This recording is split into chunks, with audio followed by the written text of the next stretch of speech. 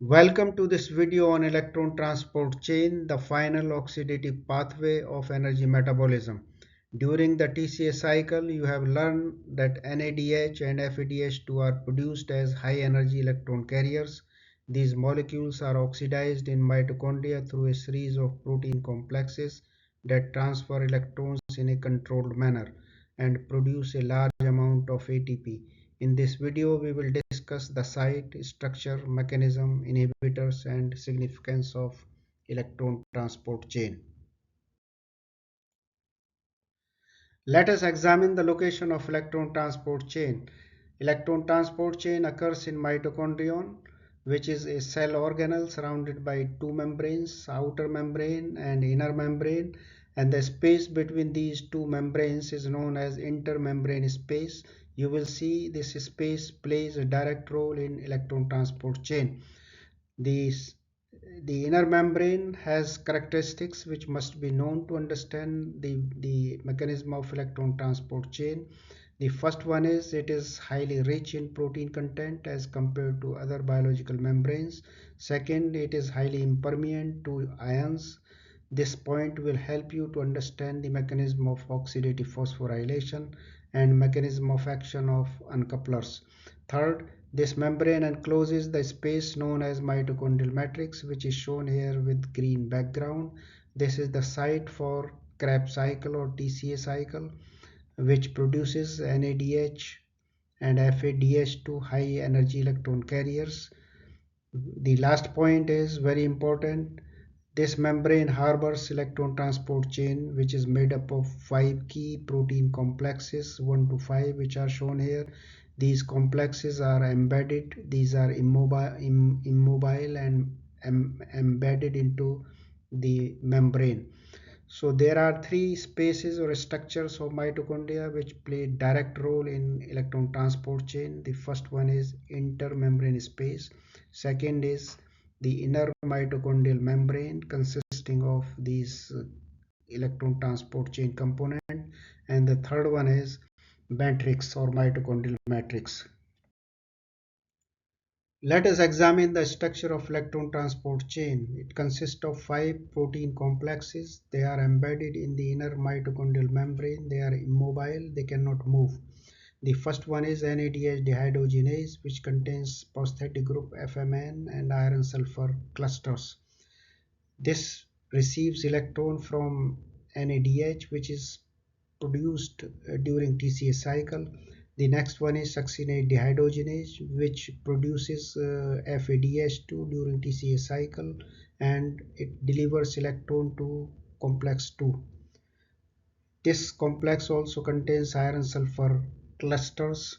The next one is complex 3, which is also known as ubiquinol cytochrome C reductase. It contains cytochrome B and C1.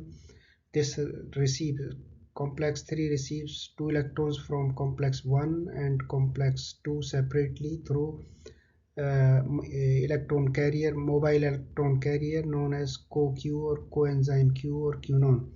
The next one is cytochrome oxidase or complex 4. This contains cytochrome A and A3, which has copper and iron prosthetic group, and complex 4 receives 1 electron at a time from complex 3 through mobile electron carrier known as cytochrome C, which is a protein, soluble protein. It remains in the intermembrane space. And finally, 4 electrons are delivered to oxygen, which is reduced to water. In the next slide, we will learn how electron moves along the electron transport chain and the energy utilized in the synthesis of ATP. So let us discuss the flow of electron along the electron transport chain and identify the factor that determines that direction. So 2 electrons which are received by complex 1 from NADH and 2 electrons which are received by complex 2 from FADH₂ are transferred to complex 3 via coenzyme Q. So 2 electrons are received by complex 3, however only 1 electron is carried by cytochrome C. So and which then goes to complex 4 and then finally to oxygen. So this direction of electron movement along the electron transporting chain is determined by redox potential and or the energy of accepting electron, which increases from complex 1 to oxygen. So oxygen has the highest redox potential that determines this direction. Now you have noticed one point here, that two electrons are being received by complex 3. However, interestingly, only one is being transferred to the next electron carrier, cytochrome C. So the question is, what happens to the remaining electron? That remaining electron or extra electron is handled by a cycle in this complex 3. That cycle is known as Q cycle or Conan cycle. We will discuss that in the next slide. So let me go over Q cycle of complex 3. In my previous slide, I mentioned that quinol or the electron carrier quinol transfers 2 electrons to complex 3. However, complex 3 is able to transfer only 1 electron to cytochrome C. So what is the fate of remaining second electron in complex 3? This is what is explained by Q cycle. It completes in two halves. First half is known as semicycle 1 and second is known as semicycle 2.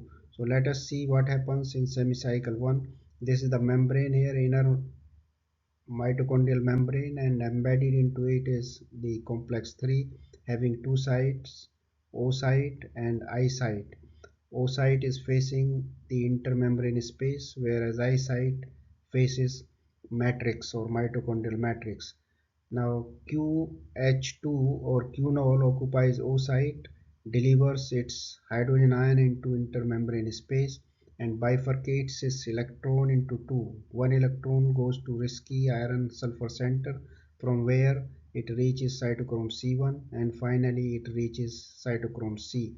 This is what I said, that complex 3 is able to transfer only one electron. So what is the fate or what is the fate of second electron?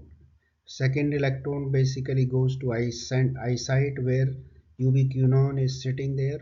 It is partially reduced to free radical known as semiquinone. So semiquinone free radical is formed here. It is reactive, damaging, therefore it must be neutralized. This is what this is what Q cycle does. In the second half, this semiquinone or free radical will be completely neutralized to quinol. So let us see what happens in semicycle 2. In semicycle 2, the second molecule of QH2 or quinol occupies O site. It delivers or transfers its hydrogen ion into intermembrane space, bifurcates similarly electrons into two. One goes to cytochrome C through risky iron sulfur and cytochrome C1. The second electron here performs very important function. It completely reduces the free radical into QH2, utilizing two hydrogen ion from matrix. So basically in the second half, free radical has been converted into QH2 or quinol. So quinol is regenerated, which joins the pool and participate in the cycle again. So in the cycle, two molecules of QH2 have been consumed, but one molecule has been regenerated. Therefore, overall consumption of QH2 is one molecule. So QH cycle basically is designed to take care of free radical semiquinone, which is produced during electron transport through complex 3. So I will discuss now oxidative phosphorylation. In addition, I will also explain how many ATP molecules are produced per NADH or FADH₂ and the effect of certain inhibitors and uncouplers. So shown here is inner mitochondrial membrane. Embedded into it are 5 different complexes of electron transport chain.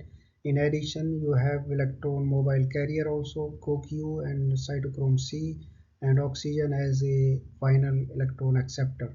When electron moves through these complexes, particularly complex 1, 3 and 4, There is a large negative change in free energy which is utilized to pump proton into intermembrane space, creating electrical gradient as well as concentration gradient together. This is known as electrochemical gradient or proton motive force.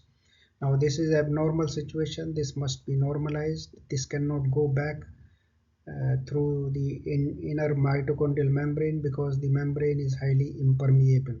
They can go only through the complex 5, which is ATP synthase. When they move through complex 5, there is phosphorylation of ADP into ATP. This is called as oxidative phosphorylation, or in other words, synthesis of ATP due to oxidation of or coupled to oxidation of NADH or FADH₂ is known as oxidative phosphorylation. This is also called as chemiosmotic hypothesis of ATP synthesis. So this is about oxidative phosphorylation. Now coming to how many ATP molecules are produced per NADH or FADH₂, let us explain first NADH. Now NADH feeds electrons into complex 1 and it excites three complexes, complex 1, 3 and 4. Therefore NADH produces 3 ATP molecule per NADH.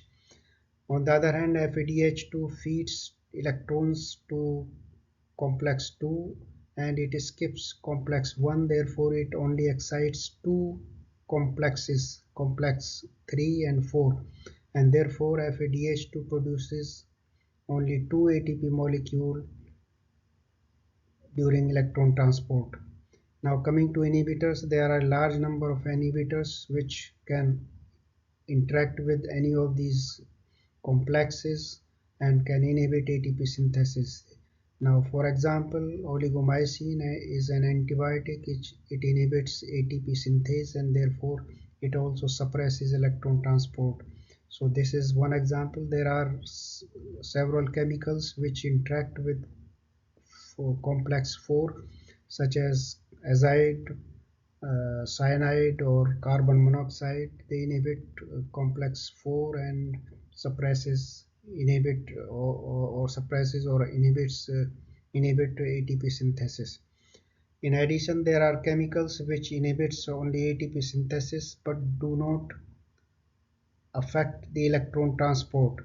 They are known as uncouplers and they do so by dissipating or by changing the membrane permeability, and therefore rather than going through the complex 4, these hydrogen ion they diffuse directly into matrix and dissipating electrochemical gradient and thereby ATP synthesis. Such chemicals are known as uncouplers. Example is dinitrophenol or DNP. There are natural uncoupler also. They are known as thermogeny. They are present in brown fat adipose tissue. They are protein in nature. They also change the membrane permeability. They dissipate electrochemical gradient and inhibits their movement through uh, complex 5, and therefore they inhibit ATP synthesis without affecting electron transport. Such chemicals produce energy in the form of heat and they are used as a natural mechanism of heat generation or thermogenesis in hibernating animals and also in human infants. Let us discuss the effect of inhibitors on electron transport chain in a little bit more systematic way. Complex 1 is inhibited by rotenone and amytol. Amytol is a barbiturate, whereas rotenone is a plant product. It inhibits complex 1 or NADH dehydrogenase. Therefore, it will inhibit production of ATP from NADH. However, it will not impact or impair synthesis of ATP utilizing FADH₂. Next comes malonate. Malonate inhibits complex 2 and or succinate dehydrogenase. Therefore, it will inhibit the synthesis of ATP from FADH₂ and not from NADH. Next is antimycin, which is an antibiotic.